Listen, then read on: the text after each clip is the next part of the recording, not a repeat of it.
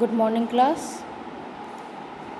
Class हम emerging modes of business पढ़ रहे थे, जिसमें हमने लास्ट क्लास में बेनिफिट ऑफ इलेक्ट्रॉनिक बिजनेस तक कंप्लीट कर लिया था। न्यू टॉपिक है resources required for successful electronic business implementation. मतलब क्यों हमें सक्सेसफुल बिजनेस करने के लिए कुछ इलेक्ट्रॉनिक बिजनेस में इम्प्लीमेंटेशन की रिक्वायरमेंट होती है।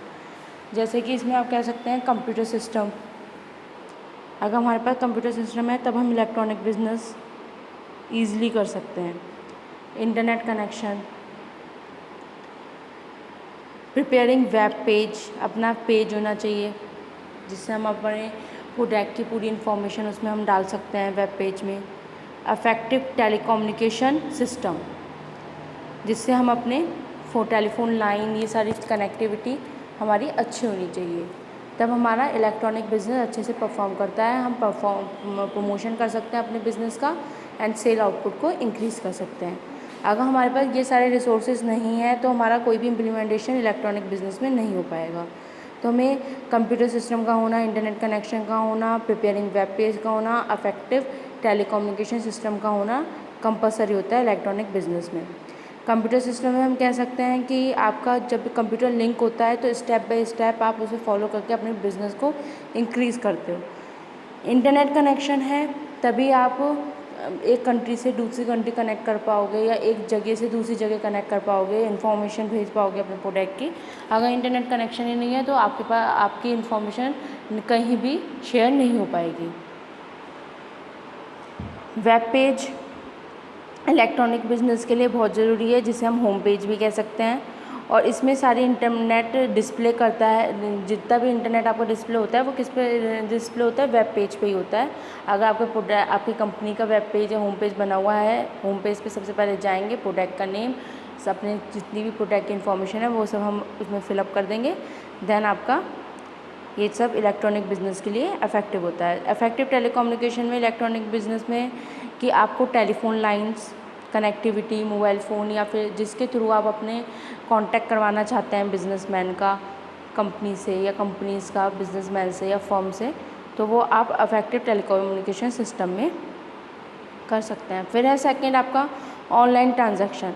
ऑनलाइन ट्रांजैक्शन जितनी भी होती है गुड्स की, या रिसीव होते हैं या डिलीवर होते हैं गुड्स, या ऐड टू कार्ट में लगाए जाते हैं गुड्स, तो जितनी भी सेल एंड परचेज़ की जितनी भी ट्रांजैक्शंस होती हैं ऑनलाइन ट्रांजैक्शंस, वो आपकी पेमेंट मोड उसका पेटीएम आप यूज़ कर सकते हो, या कोई डेबिट कार्ड या कोई क्रेडिट कार्ड के थ्रू आप अपना पेमेंट कर देते हो।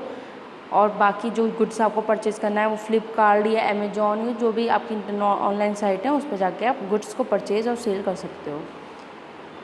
परचेज़ के लिए अलग साइट होती है, सेल के लिए अलग होती है।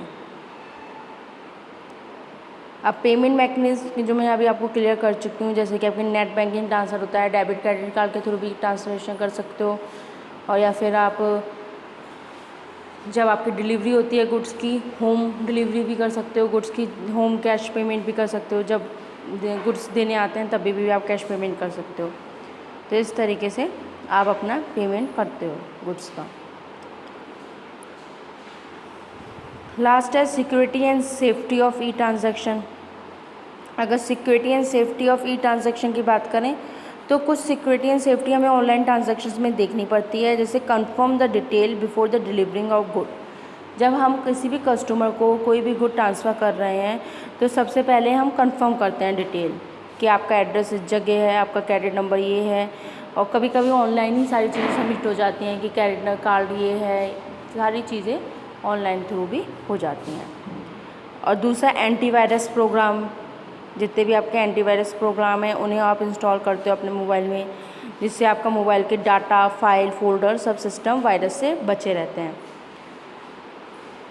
साइबर क्राइम सेल, गवर्नमेंट ने कुछ स्कीम बना रखी है क्राइम सेल के रिगार्डिंग, जिसमें जैसे हैकिंग नहीं कर सकेगी, कोई आपका अकाउंट नंबर आपका डाला हुआ है आपके मोबाइल में, कोई हैक भी कर सकता है, तो उसके लिए भी बहुत सारे सेफ्टी मेजर्स हैं, प्रिकॉशंस हैं, जिससे आपके मोबाइल का कोई भी ऐसा नहीं हो सकता कि कोई हैक कर ले। वो बहुत सिक्योर और सेफ़ होते हैं जिससे ई ट्रांजैक्शन होता है। इस तरीके से हमारा इलेक्ट्रॉनिक ट्रांजैक्शन का कॉन्सेप्ट कंप्लीट होता है। अब नेक्स्ट लेक्चर में हम नेक्स्ट क्लास में पढ़ेंगे आउटसोर्सिंग और business process.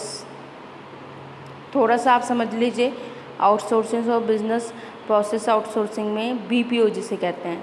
Many activity have to be perform to be successful conduct all the business like production, buying, selling, advertising. When the scale of business is small, this is called outsourcing service और BPO।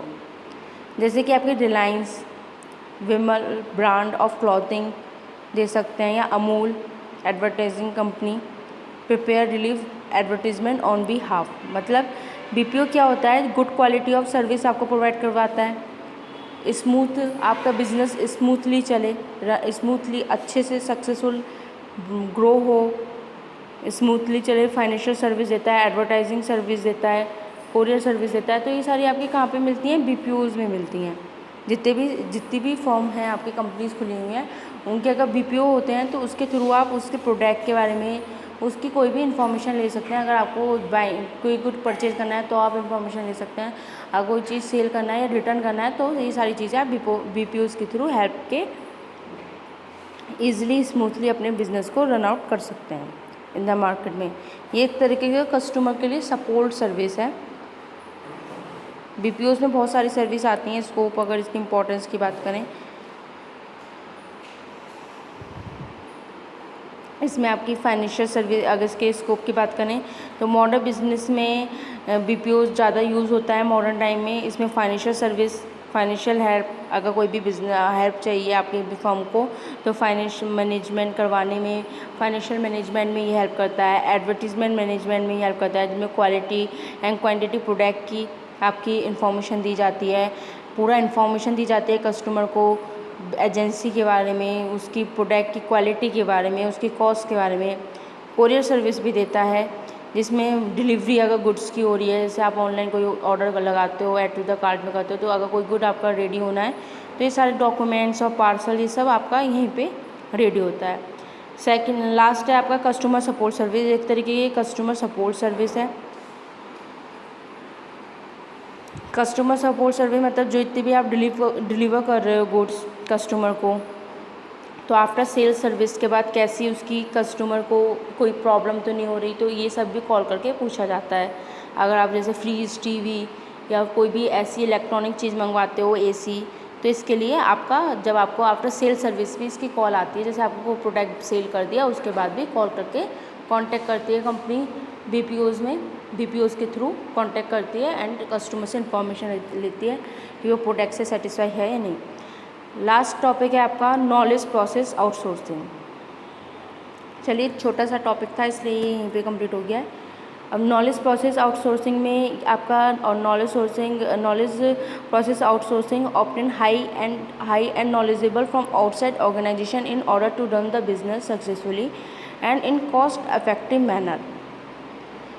Conventional BPOs where the focus on process expertise, in KPO the focus is on knowledge expert। मतलब जितने भी आपके knowledge process outsourcing में knowledgeable बंदे बैठाए जाते हैं, एक्सपर्ट बंदे जो अपने फील्ड के एक्सपर्ट होते हैं। जैसे मार्केटिंग का कोई एक बंदा एक्सपर्ट है तो उसे मार्केटिंग डिपार्टमेंट का हेड बनाया जाएगा, या फिर सेल्स का कोई बंदा एक्सपर्ट है तो उसे सेल्स का हेड बनाया जाएगा जो अपने फील्ड में एक्सपर्ट है, या फिर जो अपनी कंपनीज़ के पूरी नॉलेज रखते हैं प्रोडक्ट के बारे में। तो जितने भी आपके एक्सपर्ट होते हैं जिन्हें फुल नॉलेज होती है, जिनसे जब भी कोई भी इंफॉर्मेशन लेना चाहो, जो हाईली नॉलेजेबल होते हैं। ये क्वालिफाई और नॉलेजेबल में फ़र्क होता है। क्वालिफाई होते हैं डिग्री से, लेकिन नॉलेजेबल होते हैं जब आपको ज़्यादा नॉलेज होती है अपनी कंपनी जहाँ पे हम वर्क कर रहे हैं उसके एरिया के बारे में, या फिर अपने प्रोडक्ट जो आपने लॉन्च किया है उसकी पूरी इन्फॉर्मेशन जब आपको होती है तब आप नॉलेजेबल बोले जाते हैं। तो वो उस पर्सन की रिक्वायरमेंट होती है KPO में। और need to KPO in today competitive environment focus is to the concentrate on core specialization area and outsourcing the rest of activity. Many companies have come to realize that outsourcing the non-case activity not only costs are minimized and efficiency improve, but the total business improve because the focus shift to growth areas of business। मतलब आजकल के time क्या है, business को growth करने के लिए कि उसका ग्रोथ एरिया बढ़ाया जाए, तो उसके लिए सिर्फ ये नहीं है कि हम क्वालिटी बढ़ाएं, उसका प्रमोशन भी इफेक्टिव होना चाहिए, उसमें जो क्वालिटीज़ हम दे रहे हैं वो भी इफेक्टिव होना चाहिए, उसके साथ कोई स्कीम होनी चाहिए। तो ये सब चीज़ें जो प्रोवाइड कर सकता है कि लेस कॉस्ट एफिशिएंसी लगाए, मतलब कम पैसों में ज़्यादा प्रॉफिट कमाने का एक नॉलेजेबल पर्सन ही नॉलेज दे सकता है। अब फीचर्स देखें अगर इसके, तो it is the upward shift of BPO। ये एक तरीके से ऊपर का डिपार्टमेंट होता है BPO से।